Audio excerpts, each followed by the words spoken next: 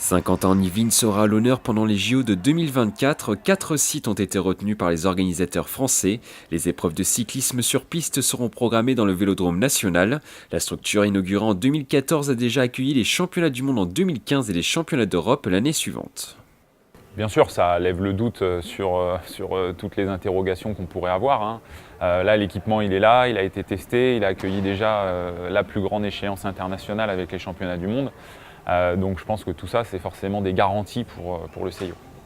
À une centaine de mètres du Vélodrome, l'île de loisirs de Saint-Quentin-en-Yvelines a été sélectionnée dans le dossier Paris 2024 pour accueillir les épreuves masculines et féminines de BMX. Une piste modulable sera construite sur ce terrain vague de 7 hectares. Ce site a été choisi principalement parce qu'il jouxte le Vélodrome.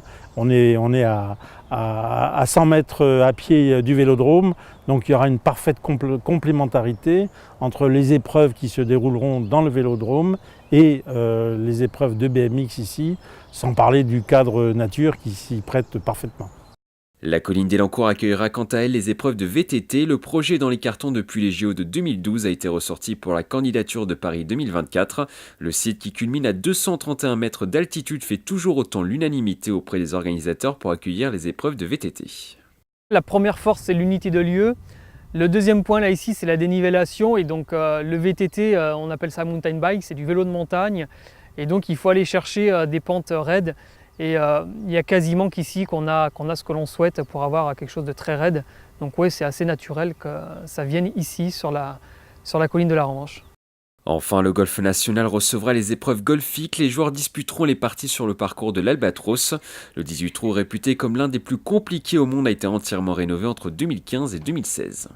C'est un challenge de plus, c'est une super compétition. Et dans le cas de recevoir les JO, le golf national serait le premier parcours du golf du monde en recevoir un Ryder Cup et les JO. Donc c'est quand même, non, ça fait pas peur, c'est simplement un challenge de plus, ça donne de l'émotion à la vie. Dans le reste des Yvelines, les épreuves d'équitation et de pentathlon moderne se disputeront à Versailles. Les courses de cyclisme sur route devraient quant à elles passer dans la vallée de Chevreuse.